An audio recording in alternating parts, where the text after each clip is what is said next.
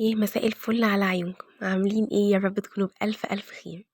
أولا كده كل سنة وانتم طيبين، احنا في شعبين ورمضان داخل علينا، فيا رب تكونوا كلكم بخير ويعود علينا يا رب الأيام بخير. قبل ما نبتدي الفيديو بتاعنا، يا ريت تدعميني باللايك، ولو مش مشتركة في القناة أول مرة تشوفيها اشتركي ومن الزر الأحمر اللي تحت، وما تنسيش تفعلي زر الجرس. ونبدأ كده بالصلاة على النبي عليه أفضل الصلاة والسلام. كلنا نصلي على النبي ويلا نبدأ. طبعا النهارده روتين بقى كده ايه كامل متكامل بجد. إيه اصلا الفيديو دوت كان المفروض ينزل من فتره، يعني من بالظبط كده من اسبوعين، او من اسبوع بالظبط. لا، من اسبوعين. المفروض كان ينزل من اسبوعين بالظبط. وبس انا كان عندي يعني ظروف كده ما عرفتش انزله، فقلت بقى لازم انزله لكم فيديو حلو جدا. طبعا انا اليوم ده كنت لسه جايه من عند ماما، وبدأت يعني عشان ما حدش يقول بس عليّا إن أنا معفنة والّا حاجة. لأ، أنا كنت لسه جاية من عند ماما وقُلت أضبّط بقى البلكونة بتاعتي.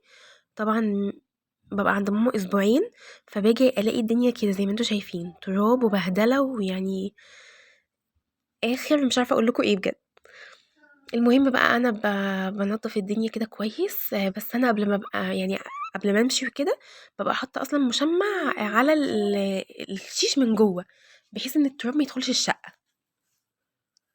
بس فأول لمّا باجي كده بقى بامسك بقى البلكونة، أول حاجة بادخل عليها يعتبر، يعني بامسك البلكونة أنضّفها كويس أوي، أوي، أوي، أوي.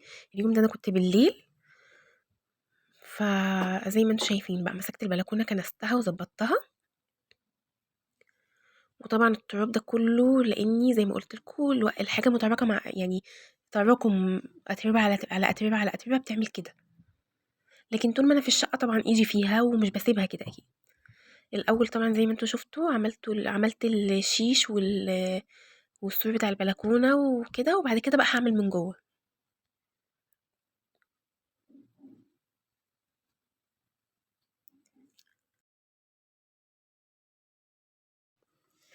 أنا عايزة طبعًا يا جماعة أقول لكم بس، اللي هتقول لي أنتِ بتعملي كده ليه؟ طب ما إحنا كلنا بننضّف، كلنا بنعمل. في ناس يا جماعة بتبقى قاعدة أول لمّا بتشوف الفيديو ده بتتشجّع، يعني تقول لِك لأ خلاص بقى يالّا أنا هاقوم كده وأنجز كل شغلي. وفي ناس بتحب تتفرّج على الفيديوهات ديّة علشان يعني تتعلّم تعمل إيه الأول، ما تعملش إيه الأول، فاهميني؟ يعني أنا أول حاجة بابدأ بيها البلكونة، ولو صاحية الصبح وعندي غسيل أول حاجة بابدأ بيه الغسيل، ليه؟ علشان يتشمّس يلحق الشمس يعني. ودي أحلى حاجة طبعًا، وهو مبلول كده ياخد الشمس دي بتبقى حاجة حلوة أوي. فبرضه بتفرق، يعني بتفرق في كل حاجة بصراحة. كل واحد بيبقى عنده معلومة يعني بيطلّعها للتاني، يعني مش أنا بس، يعني مش أنتم بس اللي هتتفرّجوا عليّا، لأ أنا كمان باتفرّج على فيديوهات، روتينات ويعني كده فاهمينّي؟ روتين تنضيف البلكونة، روتين تنضيف الحمام. كل الروتينات دي بتفرق معايا، يعني أنا مثلًا لو حتى كسلانة ومش قادرة خلاص إن أنا أقوم أعمل حاجة، لأ باتشجع وباقوم جري لمّا باشوف فيديو تحميسي وتشجيعي كده. دلوقتي طبعًا كان الجو كان شتوي أوي، ده تاني يوم بقى، كان الجو شتا وساقعة، ساقعة، ساقعة يعني، فالسقعة دي محتاجة حاجة تضبّطنا بقى. فهاقول لكم الأكلة بقى اللي جاية إيه هي يعني الأكلة الرسمية اللي تتعمل في الجو الساقع ده.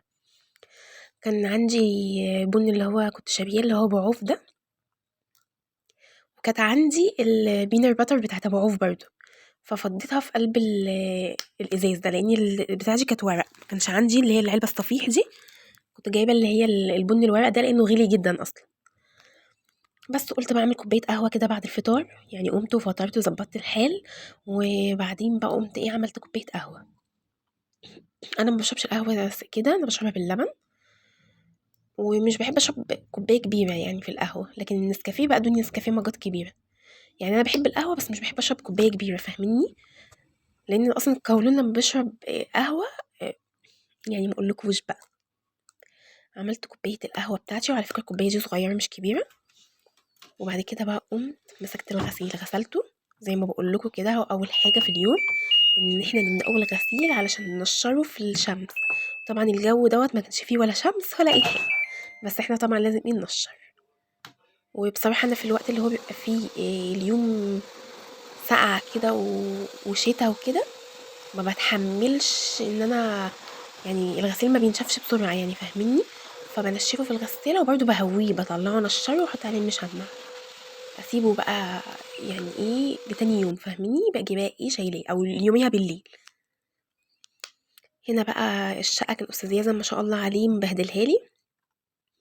طبعا هتقولي لي انت حاطه ليه الحاجات في الارض، يعني الكبريتيه اللي في الارض والبطانيه اللي في الارض، لان يزن انا ما بنيمهوش على السرير عشان ممكن يقع من عليه وهو نايم يتقلب غلط فاهميني، فبضطر ان انا افرش له كده في الارض وانيمه ياخد نومته براحته، اهو هيتقلب في الارض حتى لو انا دخلت عملت حاجه ولا كده مش بيبقى قدام عيني، مش قلقانه بقى اللي هو حتى لو قام هيجيلي عادي.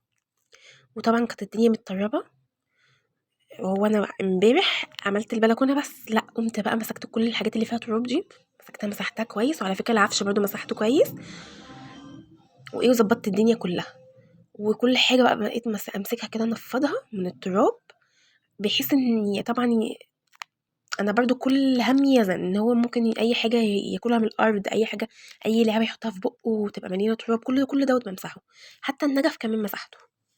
بصراحه انا كان بقالي كتير قوي ما مسحتش النجف يعني، لاني بدوخ بصراحه لما بقف.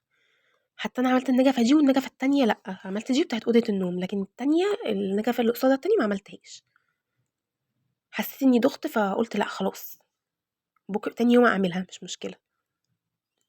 بس ومسكت بقى الدنيا كنستها، خليت المهم ان الدنيا ما فيهاش ولا تراب ولا حاجه بحيث ابقى مطمنه. طبعا بقى الجو ده عايز عدس بجد. على فكره يا جماعه انا في ناس كتير قوي عارفه ما بتحبش العدس، لكن انا والله العظيم بموت فيه، لو هاكله كده كل يوم انا بحبه جدا، يعني حاجه طبعًا هي أذواق يعني، بس أنا والله باحبه أوي.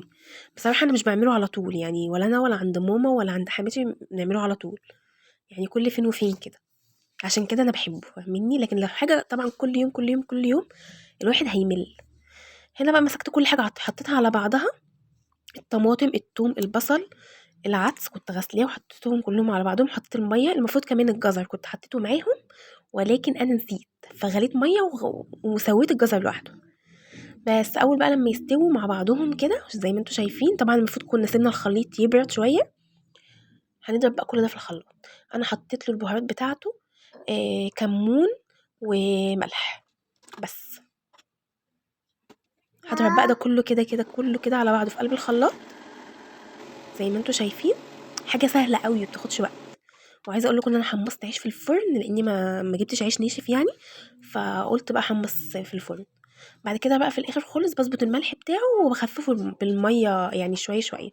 طبعًا كان عندي المَيّة بتاعة الجزر خفّفته بيها، وطبعًا رفعته تاني على النار وحطيت له بقى معلقة سمنة، طبعًا سمنة بلدي يا جماعة أو زبدة بلدي بتدّي له طعم رائع، أو زبدة فِرن والله بتبقى حلوة برضه.